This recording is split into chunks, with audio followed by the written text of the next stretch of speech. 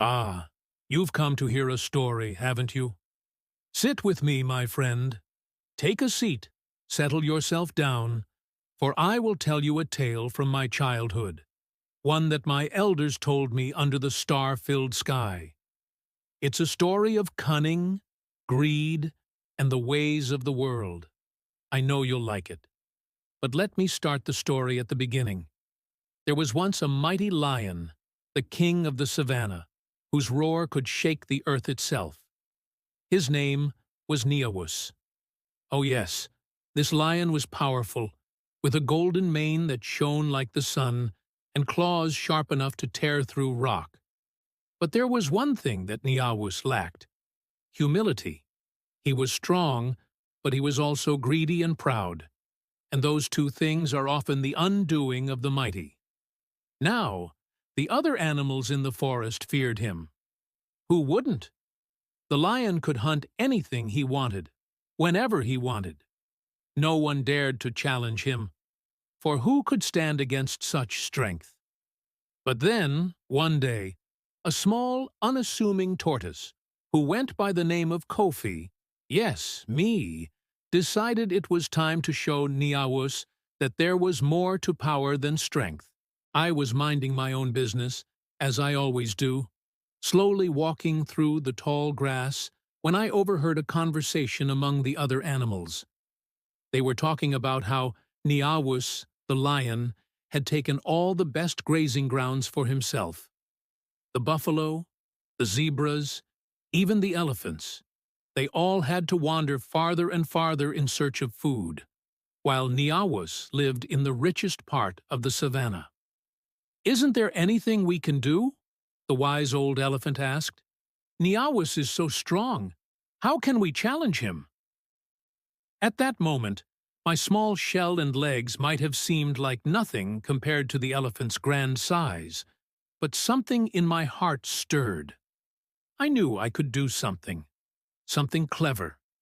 You see, my friend, strength alone doesn't rule the world. Intelligence and patience often do. So I approached the group of animals and said, "I will challenge Neowus, the mighty lion." The animals laughed. "What will you do, Kofi? You, the small tortoise? He will eat you before you even take a step." But I was determined. "I may not be strong," I said, "but I am clever. Let me speak with him." And so the other animals reluctantly agreed. When I reached Neowus's lair, I bowed respectfully. "Great king of the savannah, I come with a proposition for you," I said, my voice steady and calm. The lion looked at me, his great eyes narrowing. "Proposition? What could a small, slow tortoise like you have to offer?" I smiled inwardly, for I knew this moment would come. "You are mighty, yes, but I challenge you to a race." The lion's great belly shook with laughter.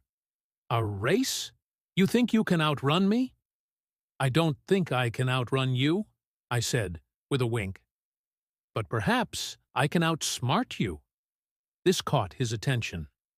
"Go on," he growled, curious now. "I propose that we race to the great baobab tree at the edge of the savannah. We'll both start at dawn. You, the mighty lion, will have the advantage of speed, while I, the humble tortoise, will rely on strategy and wit." The lion paused, then laughed again. "Very well. I accept your challenge. But I warn you, Kofi, if you lose, you'll be my meal." I nodded, unfazed. Agreed. The race began early the next morning, just as the sun peeked over the horizon.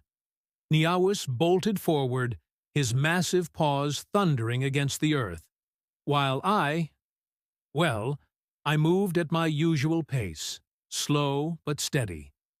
As expected, the lion quickly left me far behind, his strength giving him an advantage. But I was in no hurry. I knew the key to winning this race was not speed, but patience and cleverness. As the lion raced ahead, I took my time to rest under the shade of a tree, and there I fell asleep. Yes, I did. You see, The lion's greatest weakness was his pride. He thought himself so fast, so mighty, that he believed I would never be able to catch up. He underestimated me. As the hours passed, the lion grew more and more confident, and soon he decided to rest under a tree himself, believing he had plenty of time to finish the race. "I'll wait," he thought. "There's no way this tortoise can catch up to me." And while he slept, I carried on.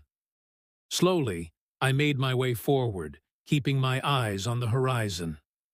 I passed the lion as he lay there sleeping, his great chest rising and falling with each deep breath. I didn't stop.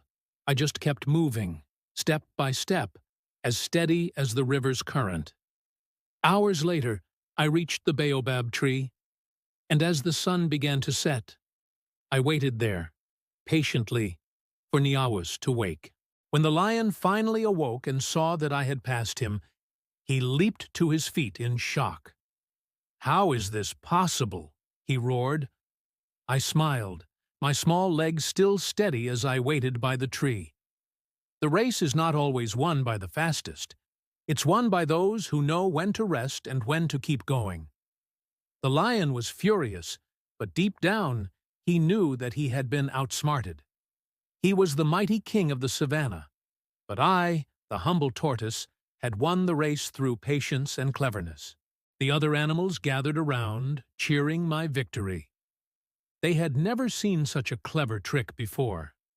Niawus, the mighty lion, had learned an important lesson that day. As for me, I never had to worry about Niawus taking all the best grazing lands again. For after that race, he gained a new respect for all creatures, no matter how small or slow they might be.